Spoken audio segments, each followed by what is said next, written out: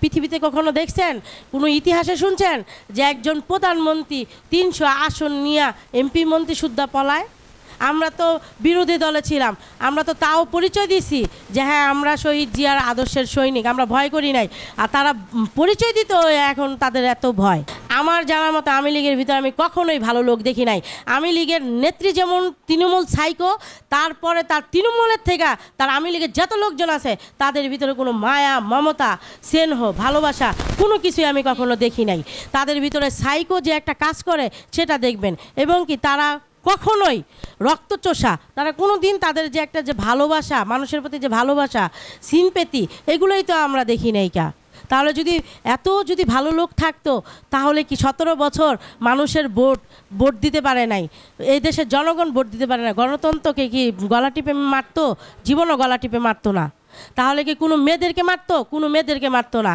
সেদিন নৃশংস হামলা, প্রতিটা শরীরের রক্তের শিরায় শিরায় এখনও মায়ের দাগ আছে।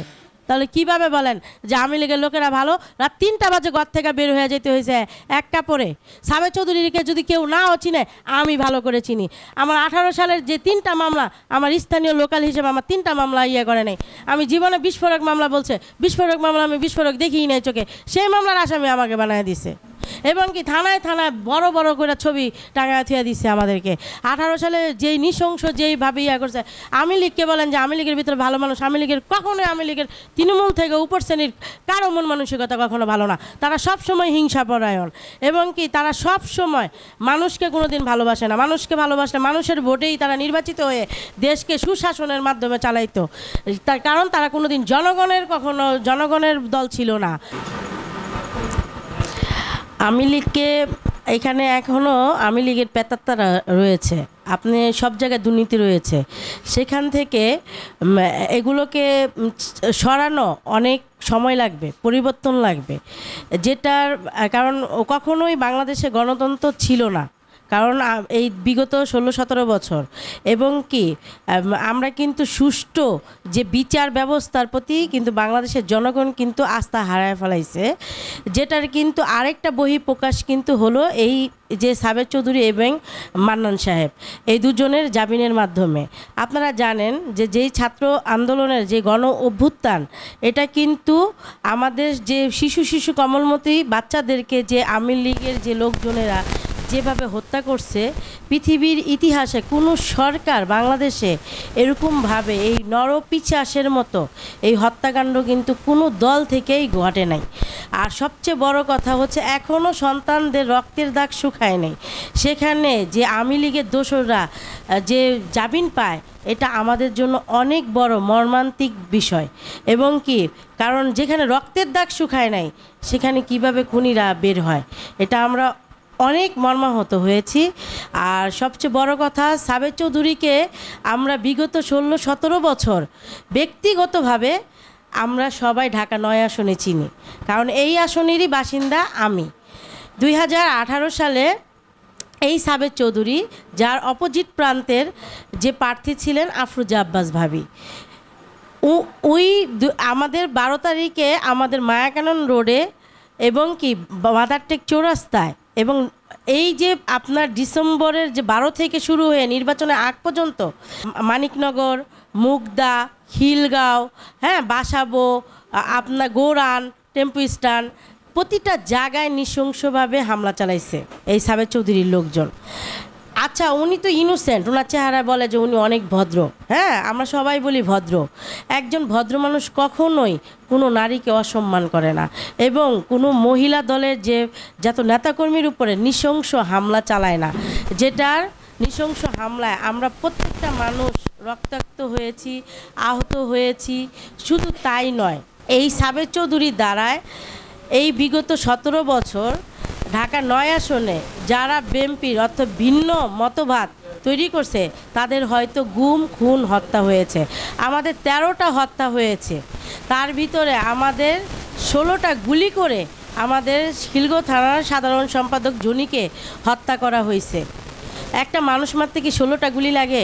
পৃথিবীর কোনো ইতিহাসে আছে যে একটা মানুষ মারতে 16টা গুলি লাগে?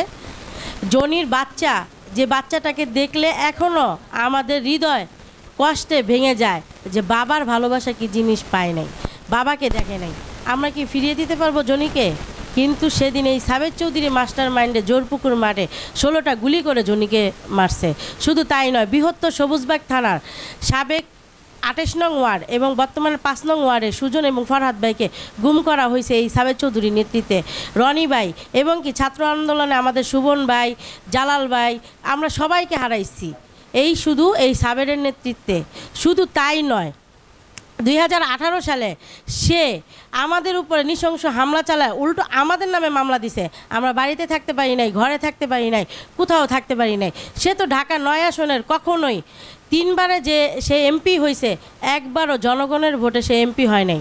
কারণ সে ডামি নির্বাচনে সে রাতে নিশিরাতের ভোটে সে হয়েছে। তাহলে সে কিভাবে বুঝবে জনগণের মর্ম?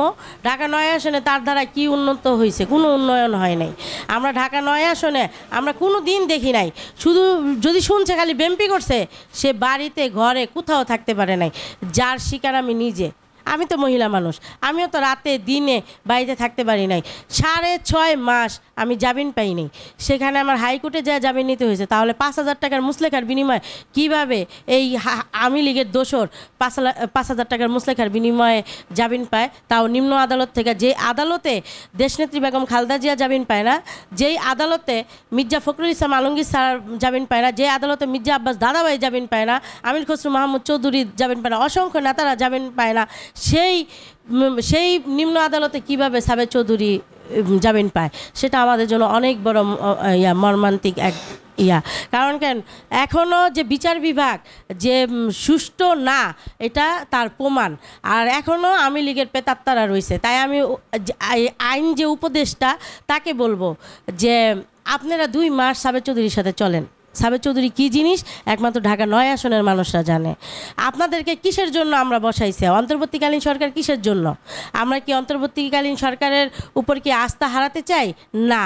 কারণ কেন আমাদের হাজার হাজার সন্তানের রক্তের বিনিময়ে আমরা বিগত 17 বছর পর এই গণ অভ্যুত্থান পাইছি, দেশের মানুষ শান্তি পাইছে। তাই আমরা চাই যে আওয়ামী লীগের প্রতিটা দোসরদের বিচার হোক, একটা দোসর যেন বাহিরে যেন না হয়। কারণ কোনো যেভাবে মায়েদের বুক খালি হয়েছে, প্রতিটা রক্তের হিসাব যেন এই আওয়ামী লীগের এই সন্ত্রাসীদের কাছ থেকে যেন নেওয়া হয়। তার যদি ইমেজ এবং কিলিং যদি থাকতো, তাহলে 18 সালে কেন মহিলাদের উপর নৃশংস হামলা চালাইছে? তার প্রেতাত্মা বাহিনী দিয়া জায়গায় জায়গায় মোড়ে মোড়ে বিএনপির প্রতিটা আন্দোলন সংগ্রামে কেন লোকজন বসায়া বসায়া মারধর করা হয়েছে, অত্যাচার করা হয়েছে, পিছন থেকে রাতের বেলা হামলা করা হয়েছে? কেন বাড়ি বাড়ি ঘরে ঘরে থাকতে পারি নাই? 10ই ডিসেম্বর থেকে 2018 সাল 2020-এর ইলেকশন, প্রত্যেকটা বিএনপির প্রতিটা প্রোগ্রাম, প্রতিটা জায়গায় জায়গায় কেন বাড়িতে থাকতে পারি নাই? আমি নিজে কেন বাড়িতে থাকতে পারি নাই? তাহলে তার এত ক্লিন ইমেজ, এত ভালো মানুষ, তাহলে কিভাবে কেন রাতের অন্ধকারে এক কাপড়ে ঘর থেকে বের হয়ে যাইতে হয়? আর সে যদি ক্লিন যদি লোক হইতো, তাহলে 16টা গুলি করে কেন জনিকে মারা হলো? কেন সুজন ফরহাদ গুম হলো? আমাদের 13টা হত্যা কিভাবে 9 আসনের মাটিতে হলো? আর 2টা গুম কেন হলো? এত ক্লিন ইমেজের উনি একজন লোক।